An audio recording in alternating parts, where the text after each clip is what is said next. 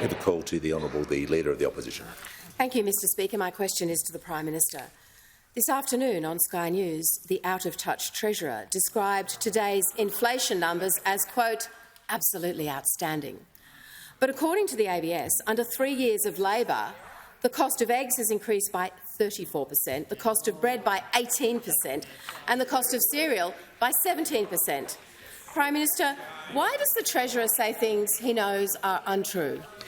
Before they call the Treasurer, and I've been clear before I call the Treasurer, if you can just take a seat for a moment.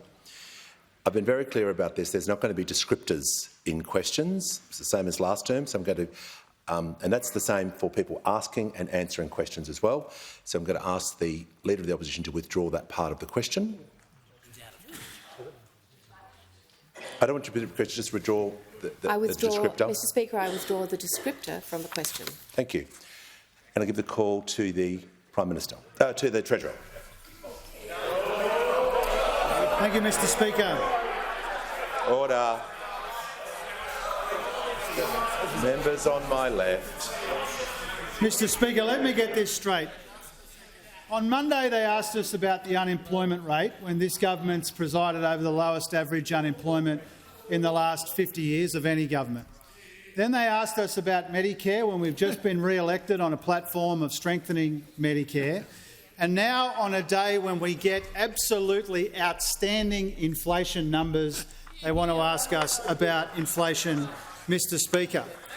Now, I'm asked in particular about food inflation.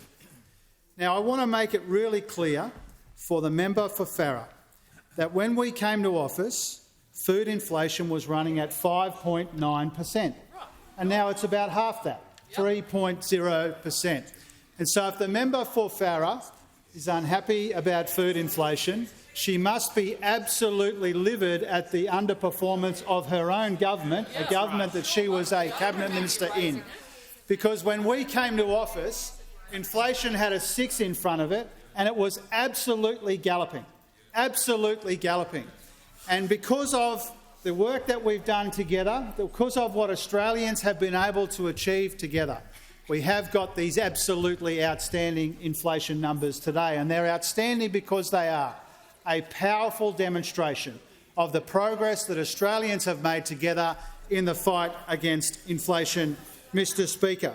Now, I'm asked about particular elements of the new numbers today, Mr Speaker. Rent inflation has gone down.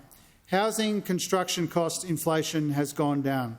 Food and non-alcoholic beverages inflation has gone down. Fruit and vegetables inflation has gone down. Insurance and financial services inflation has gone down, Mr Speaker, and that's why we've seen today. That's why we've seen today both underlying and headline inflation in the Reserve Bank's target band, headline inflation at the very bottom of the band. Monthly inflation is below the Reserve Bank's target band. It actually has a 1 in front of it in these numbers today, Mr Speaker. So I hope they keep asking me about the inflation data today, because the inflation data today was very, very encouraging.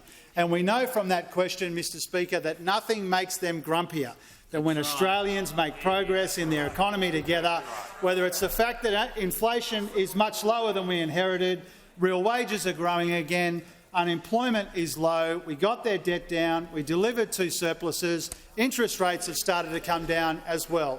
Now, we know that there's more work to do because people are still under pressure, and that's why we're rolling out more help this month with the cost of living, much of which was opposed by those opposite.